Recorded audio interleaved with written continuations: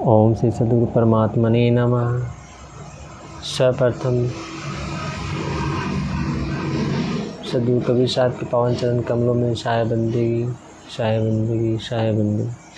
सद्गुरु माँ के पावन चरण कमलों में शाय बंदगी शाय बंदगी शाय बंदगी। सद्गुरु विवेक साहब जी के पावन चरण कमलों में शाय बंदगी शाय बंदगी शाय बंदगी। अन्य संतों भक्तों के चरणों में शाय बंदगी शाय बंदगी शाय बंदगी। अब हम लोग श्रीमद् भगवत गीता अध्याय चतुर्थ गीता प्रेस गोरखपुर से एक पुस्तक छपी, उसी से हम लोग स्वाध्याय करेंगे। चतुर्थ अध्याय।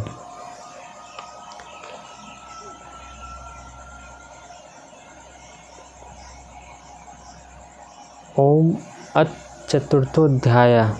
श्री भगवान वाच इवं विवस्ते योगं प्रोक्तवाहनं वयं विवस्वानमग्रप्रा मनुरिच्छाव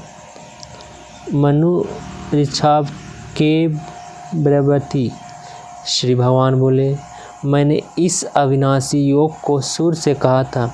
सूर्य ने अपने पुत्र वैवस्वत मनु से कहा और मनु ने अपने पुत्र राजा इक्ष्वाकु से कहा। एवं परंपरा प्राप्तिविं राजर्षयो विदुः स कालेने महता योगो नष्टा परमतप। हे परमतप अर्जुन, इस प्रकार परंपरा से प्राप्त इस योग को राजर्षियों ने जाना, किंतु उसके बाद वह योग बहुत काल से इस पृथ्वी लोक में लुप्त प्राय हो गया।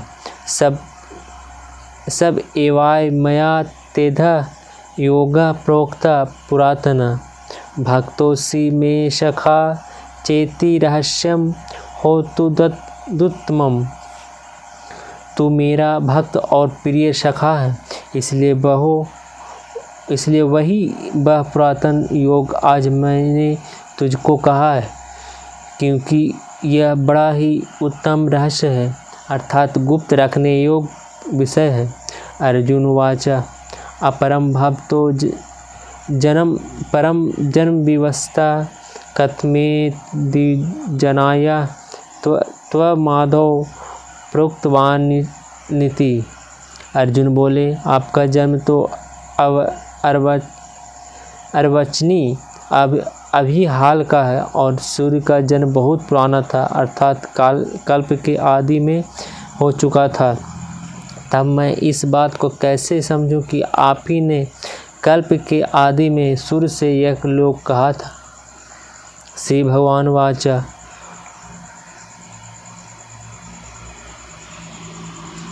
बहुनी में बेपत्तानि जन्मानि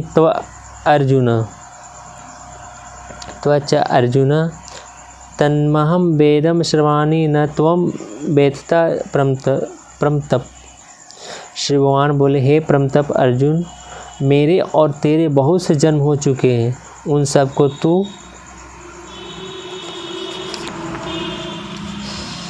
नहीं जानता है, किंतु मैं जानता हूँ। अजपो संव्यापात्मा भूतानामि ऐश्वरोऽपि सनः प्रकृति स्वाधिष्ठाय संभाव्यो मया या। मैं अजन्मा और अविनाशी स्वरूप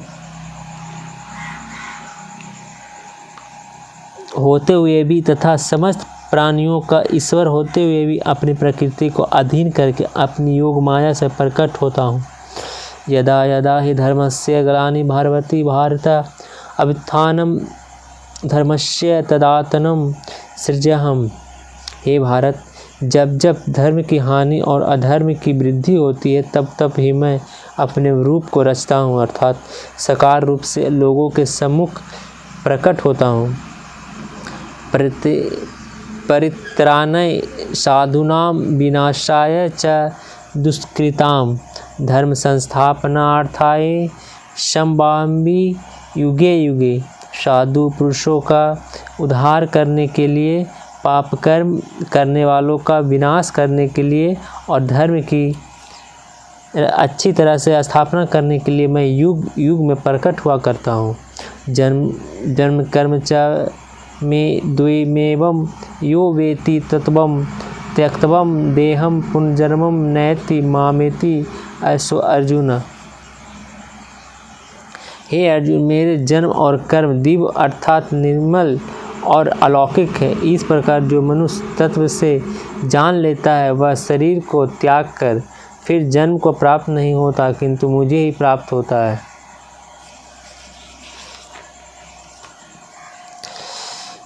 वीतराग भय क्रोधा मनमया मामापु आश्रिता बहवो ज्ञान तपसा भूता मद्भागवत मता। पहले भी जिनके राग भय और क्रोध सर्वथा नष्ट हो गए थे और जो मुझ में अन्य प्रेम पूर्वक स्थित रहते थे, ऐसे मेरे आश्रित रहने वाले बहुत से भक्त उपयुक्त ज्ञान रूप तप से पवित्र होकर मेरे स्वरूप को प्राप्त हो चुके हैं। ये यथा ममा प्रपदन्ते तसत्यैव भजाम्यहं मम बत्रवानि वर्तन्ते मनुष्या पार्थ सर्वशः। हे अर्जुन, जो भक्त मुझ जिस प्रकार भजते हैं मैं भी उनको उसी प्रकार भजता हूँ, क्योंकि सभी मनुष्य सब प्रकार से मेरे ही मार्ग का अनुसरण करते हैं। काश्यन्ता कर्मणं सिद्धिं यजन्त ई देवता क्षिप्रम ही मनुष्य लोके सिद्धि भवति कर्मजा। इस मनुष्य लोक में कर्मों के फल को चाहने वाले लोग देवताओं का पूजन किया करते हैं, क्योंकि उनको कर्मों से उत्पन्न होने वाली सिद्धि शीघ्र मिल जाती है। चातुर्वर्ण्यं मया सृष्टं गुण कर्म विभागस तस्य कर्तापमपि मम विद्याय कर्तारमयम्। ब्राह्मण क्षत्रिय वैश्य और शूद्र इन 4 वर्णों का समूह गुण और कर्मों के विभाग पूर्वक मेरे द्वारा रचा गया है। इस प्रकार उस सृष्टि रचना आदि कर्म का कर्ता होने पर भी मुझ अविनाशी परमेश्वर को तू वास्तव में अकर्ता हो ही जान। न मम कर्माणि लिम्पति न मे कर्मफले स्पृहा इति माम यो भी जनाति कर्मभिजनः स बद्धते। क्योंकि फल में मेरी स्पृहा नहीं है, इसलिए मुझ कर्म लिप्त नहीं हो करते। इस प्रकार जो मुझे तप से जान लेता है वह भी कर्मों से नहीं बनता। एवं ज्ञात्वा कृतं कर्म पूर्वैरपि मुमुक्षुभिः कुरु कर्मवै तस्मात्त्वं पूर्वतरं कृतम्। पूर्व काल में मुमुक्षुओं ने भी इस प्रकार जानकर ही कर्म किए हैं, इसलिए तू भी पूर्वजों द्वारा सदा से किए जाने वाले कर्मों को ही कर।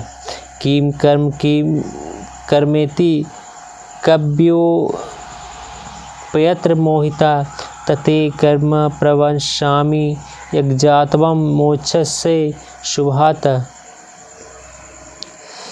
कर्म क्या है और अकर्म क्या है, इस प्रकार इसका निर्णय करने में बुद्धिमान पुरुष भी मोहित हो जाते हैं। इसलिए वह कर्म तत्व मैं तुझे भली भांति समझाकर कहूँगा, जिसे जानकर तू अशुभ से अर्थात कर्म बंधन से मुक्त हो जाएगा।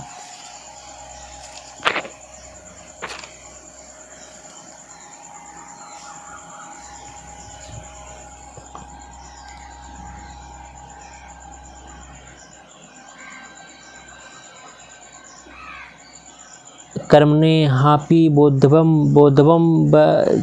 च विकर्मणम् अकर्मण च बोद्धव्यम गहना कर्मणो गति। कर्म का स्वरूप भी जानना चाहिए और अकर्म का स्वरूप भी जानना चाहिए तथा विकर्म का स्वरूप भी जानना चाहिए, क्योंकि कर्म की गति गहन है।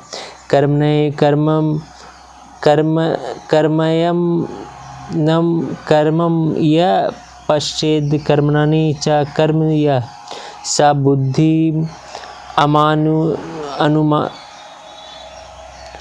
बुद्धि बुद्धिम अनमनुष्येषु स युक्ता कृत्सन कर्म कृत। जो मनुष्य कर्म में अकर्म देखता है और जो अकर्म में कर्म देखता है वह मनुष्यों में बुद्धिमान है और वह योगी समस्त कर्मों को करने वाला है।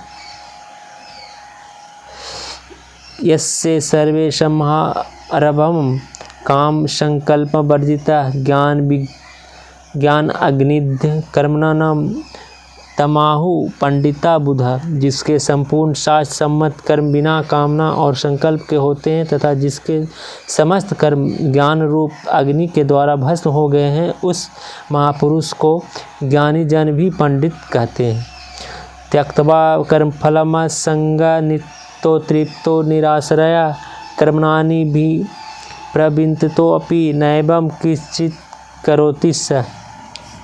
जो पुरुष समस्त कर्मों में अपने कर्मों में और उनके फल में आसक्ति का सर्वथा त्याग करके संसार के आश्रय से रहित हो गया है और परमात्मा में नित्य तृप्त है, वह कर्मों में भली भांति बढ़ता हुआ भी वास्तव में कुछ भी नहीं करता है। जय श्री सद्गुरु। आज हम लोगों ने इस सत्संग के माध्यम से चतुर्थ अध्याय के 1 से श्लोक 1 से 20 तक का श्रवण मनन किए। फिर इसके अगले हम लोग अगले दिन जानेंगे। आज इतना ही। शाये बिंदगी शाये बिंदगी शाये बिंदगी।